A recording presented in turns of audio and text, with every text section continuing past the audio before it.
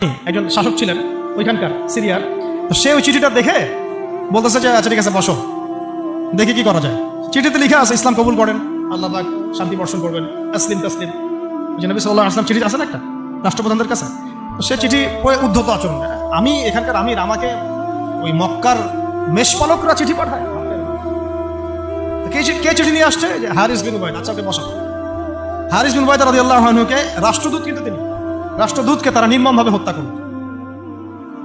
কথা বুঝতে পারছেন?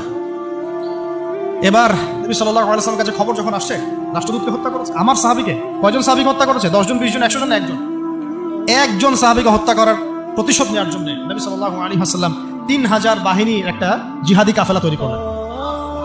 3000 বাহিনীর কাফেলায় তিনি নিজে নেতৃত্ব না দিয়ে বললেন যে এই কাফেলার নেতৃত্ব দিবে আমার প্রিয় ভাজন, তাকে তার পালক পুত্র বলা হতো একসময়, যায়েদ ইবনে হারেসা রাদিয়াল্লাহু আনহু। কোন যায়েদ?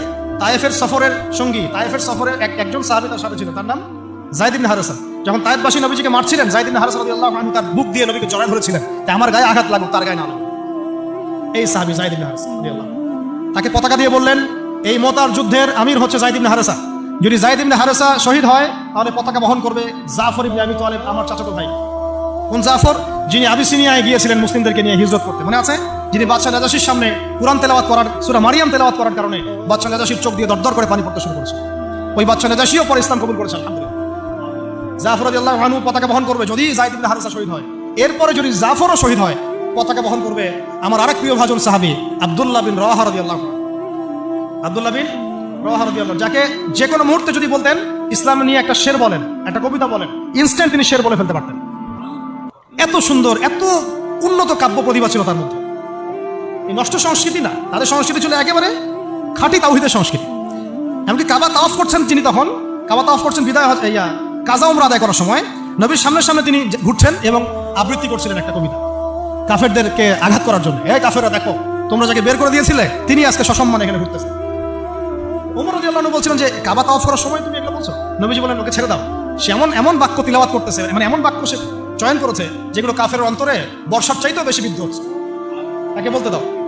এই হলো আব্দুল্লাহ বিন রাওয়াহা রাদিয়াল্লাহু আনহু, নবীজির অত্যন্ত প্রিয় ভাজন সাহাবী। আব্দুল্লাহ বিন রাওয়াহা যদি শহীদ হয় তাহলে তোমরা তোমাদের মধ্য থেকে একজনকে আমির নিযুক্ত করে নিও। সাহাবীরা বুঝে ফেললেন এই সফরে আমরা 3 জনই শহীদ হতে যাচ্ছি, কারণ একটা সফরে কখনো 3 জন আমিরের প্রয়োজন হয় না, হয় না। এবার তারা গেলেন, তারা কখনো আশাও করেন নাই ওখানে যা দেখবেন। ওখানে গিয়ে দেখলেন যে 1 লক্ষ রোমান সৈন্য সামনে এসে দাঁড়িয়েছে। কত লক্ষ? এবং একেবারে ফুল প্রশিক্ষিত, একদম ফুল আর্মড ফোর্স। আর এর সাথে তাদের সাহায্যকারী দলে